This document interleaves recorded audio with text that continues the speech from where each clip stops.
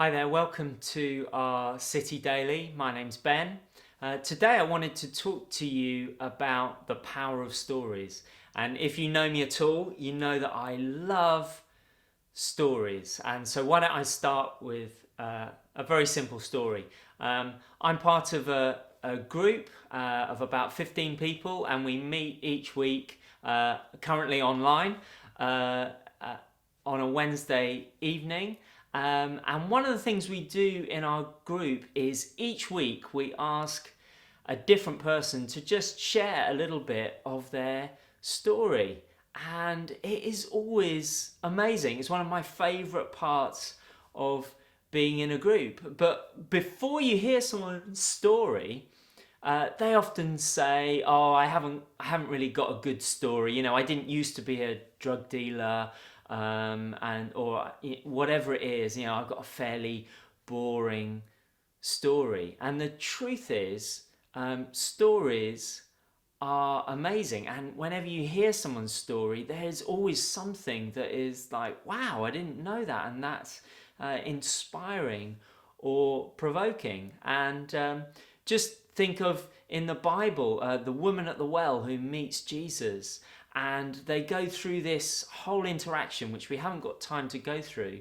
But what does she say? She goes back into town and she says, "Come and meet a man who told me everything I ever did." Suddenly, whereas possibly she's lived in shame and guilt in the past, now she's got a story to tell. She is unashamed and she wants everyone to know. People in this day and age often question the truth of information that they're told. Is that fact correct? Is that fake news? But actually, your story, your experience can't be argued with. It's your reality, and people want to hear it. So, if you're a believer, it's the story of what God has done in your life, and that is incredibly powerful. The amazing thing is that God can use all of it, not just your best moments or your greatest achievements, when I scored the goal in the cup final or when I got that promotion, but God can use your darkest moments and some of your biggest mistakes. Not that we revel in them, but we can celebrate that despite those things, God can still work. He's still working. He's writing your story, and he does some of his best work in the toughest times. Have you noticed that some of the most inspiring stories that you ever get to hear are born out of adversity?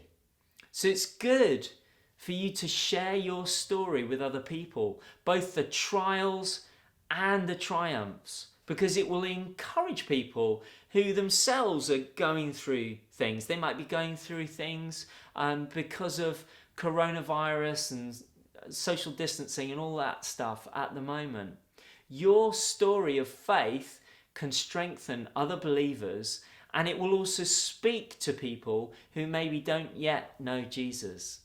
So, my question to you to finish is, what's your story, and who could you share it with today or this week?